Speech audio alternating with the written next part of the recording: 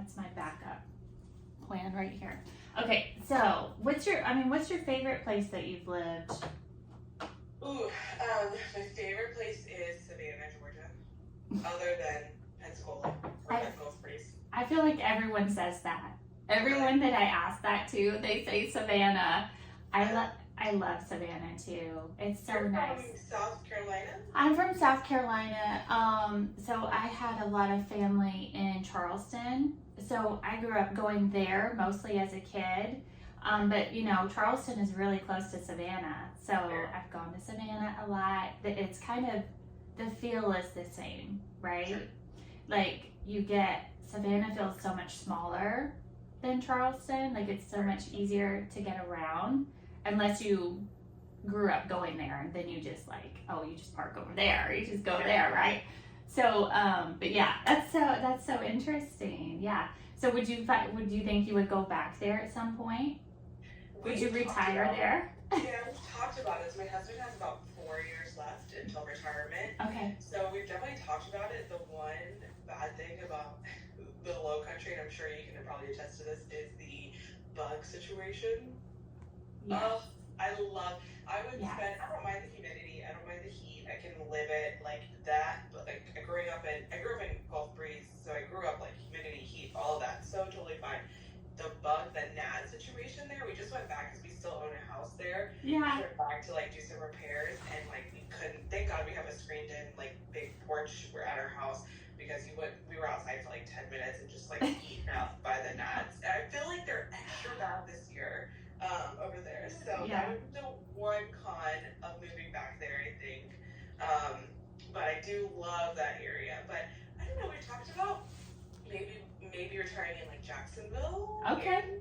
Yeah. Potentially. We like that area-ish. We've never lived there, but my family's all in Pensacola, and we like the South, but we also like the idea of like there being an NFL team and things to do, and like other things.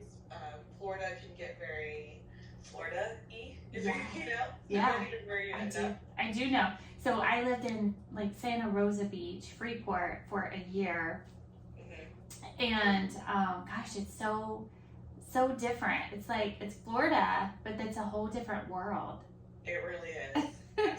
So, but here, like in this area, have you been here to visit? Not since Amy and Matt bought their house, but I've been through there before. A couple times. I had some family that lived there way back probably when I was in like middle school or high school, but been there before, but I haven't been to Amy and Matt's area just yet. Okay, well you need to come because I feel like you would love it because of the location. Like it's like the island vibe, right? But at the same time, you're close to Tampa, so you're close to like Lightning games. Like I love hockey. So you're close to that, you're close to football, like all the things, right? Yes. It's like endless things to do. Yes, that's what I do enjoy. I like the slowness. There's a lot of things up here in Arlington to do, but it's just a completely different beast. Like, I'm looking forward to getting back down to the South. That way. So. Good, I'm so glad. Well, yes. I can't wait. I'll be looking forward to meeting you in person. Well, thank you for this connection because several of these questions came from Amy, and then several of them came from a friend of mine in Freeport. So it's awesome to connect and have someone like in my pocket for VA loans, right? 100%. Okay, so you obviously chose this because I'm assuming it's easy for this career to move with you. Yes. Right? So that was very smart of you to do. Took a couple tries, but we figured it out. So, yeah, because I always ask mortgage brokers or agents, why this? Because I know how difficult it is, right? The upside would be that you could do it from anywhere. It moves with you. But the downside of it is, don't you feel like you're always working? Yes. Yes. Yeah. The short answer is yes. Yeah. But I try to keep, in most of my clientele, I would say 90% of the loans that I do are VA. Yeah. And there's a personal level, because we're active duty, there's like a personal level that I enjoy about it. So some of the, and I'm sure Amy can attest to this, usually as a spouse, we end up taking on the bulk of this kind of like legwork to buy a house, do the financing, get the inspections done, all those things. So I end up talking a lot with the spouse, and there starts to become like this quick connection, which military spouses are so good at, right? Like just making a quick connection. And so a lot of the people that I've worked with end up becoming, you know, friends, acquaintances. I learned their life. I know they were right behind us at this duty station, or right behind us at the, you know, right in front of us at that duty station. So that's the part that it ends up most of the time becoming more of a familial relationship, and I enjoy that piece.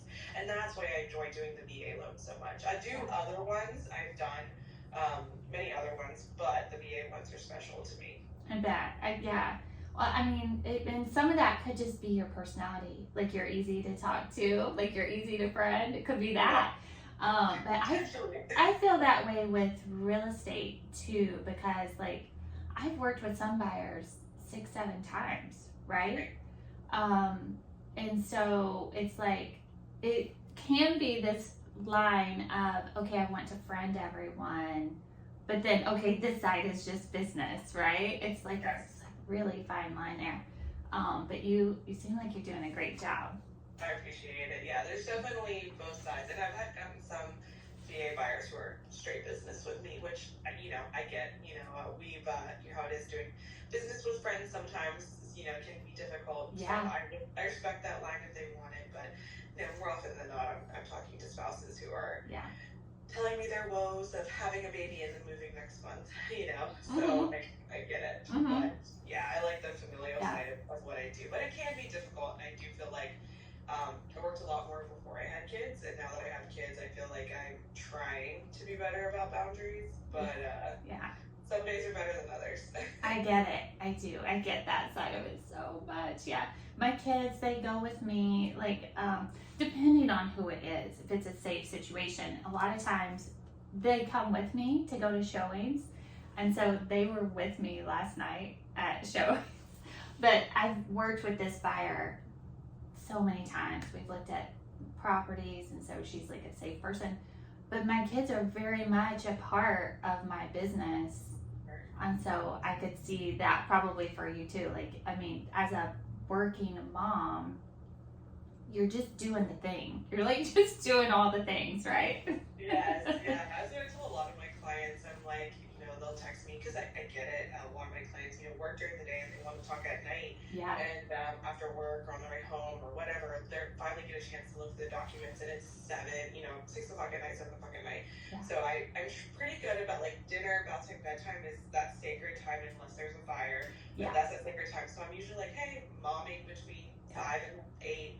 You know, if you're okay with afterward, I'm totally fine with working late. Yeah. Usually momming during that time, so it'll have to be a little bit after. But most of the time, everyone's super respectful of that. Yeah. I had a client last week who we were talking about some options, and I was like, should be about 7:30 that I should be able to give you a call. Depends on how many bedtime stories they have to read, you know? Yes. Yes, exactly. Yes. How long does that routine go? I feel like my little ones actually add something new every night, and I'm like, it's like this whole thing. She's like, I have to do my specials, and that just means her whole spill of like what she says before bed. I hope you had a good day. I hope you had a good night. Like, it's like just this repetitive thing, and I'm like, oh my goodness, please, for the love of God. How old is she? She's 4. And then my oldest is 9. Okay. So Amy, she's friends with Amy's son. So they're in the same grade. So so that's how we got to know one another. And that's great. I was telling her about, I tried to have this VA person on and I couldn't get in touch with them, and she said, I've got you covered. My best friend is a VA loan officer. Do you call yourself a loan officer, loan broker? How do you refer to your? Our specific title is a mortgage loan originator. Okay. So that's usually like our big term. I've been referred to as officer, broker, you know, different things like that. But our specific term is usually mortgage loan originator. Okay, originator. Okay, so what did you think about these questions that I sent you? I think they're spot on. They are questions that I think a lot of people ask and don't know about. I actually was talking to a realtor here in Virginia last week who thought that you couldn't go over $1 million on a VA loan. And I was like, where did you get that? Okay. Yeah. I was like, I don't know, maybe that's before. I've been doing this I got into the business in the fall of 2019. Yeah. Before the chaos of COVID and the rate downfall and all of that. And it's been great. But since I've done this, I was like, no, it's never been a hard set on $1 million. So it's been interesting trying to educate some realtors on like, these are really great questions. And I think there can be a lot of confusion around it sometimes. So I've been doing this for 5 years. I am a certified veteran lending specialist by the National Association of Mortgage Brokers. Yeah. So that just means I got like a special certification specifically around VA loans to try to understand as much as possible and help out as much as possible. So I've been doing this for 5 years, almost 6 years now, and I've done it all. Do a lot of VA, do some conventional and investment DSCRs and things like that. But VA, I think, is one of the most misunderstood loan products. Yeah, I would say so. And for me, I think the biggest thing is telling or educating sellers specifically on why they want to accept that loan, right? Because usually they'll say, oh, cash or conventional only. But there's really not a difference there's not much of a difference between conventional and VA, from my understanding, as far as how processing goes, right? 100%. Same timeline, 30 to 45 days. Yes. Basically all the same, right? Basically all the same. The biggest difference, other than like the down payment and things like that, right? So taking the rate and down payment aside, the processing portion of it, the biggest difference is going to be ordering a VA appraisal, because there are specific appraisers who get licensed by the VA, and then a pest inspection. Those are the two biggest things. So on a pest inspection, conventional doesn't usually require one. There are specific cases, but on a VA loan, it is required. One to have a pest inspection, or I didn't know that. wood destroying organism inspection is what we call it. Okay. So you have to have one for a VA, and I think there's a lot of misconception around the VA appraisal. A lot of people are worried about it being too stringent and too strict. Okay. And I think that is misunderstood also, because usually what the VA is looking for, it's not a home inspection, right? So a home inspection is looking at everything. Does the faucet work? Does, but lights are off? Is there faceplates missing? All of the minute details of the home. Yeah. A VA appraisal is at its core going to look for safety concerns and what we call minimum property requirements. So these are going to be things to make sure that the house is safe, sound, and sanitary. Those are the 3 things that they're looking for.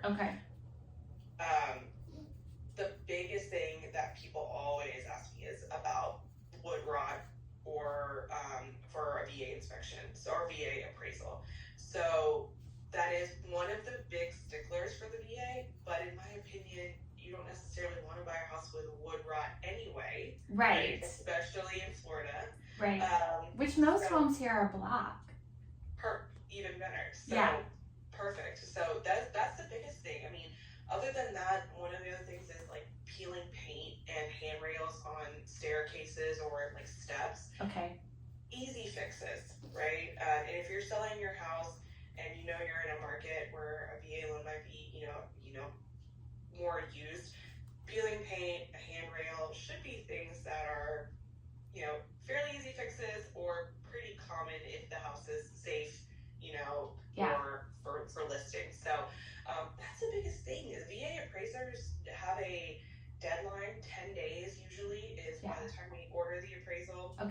They have 10 business days to return it to us. Oh, that's fast. Yes, they have 10 business, unless there is a extenuating circumstance, right? There's always exceptions to the rule, but they have it usually 10 business days from the day we order to get it back. Because a lot of people think they take longer. They don't. And they're usually pretty set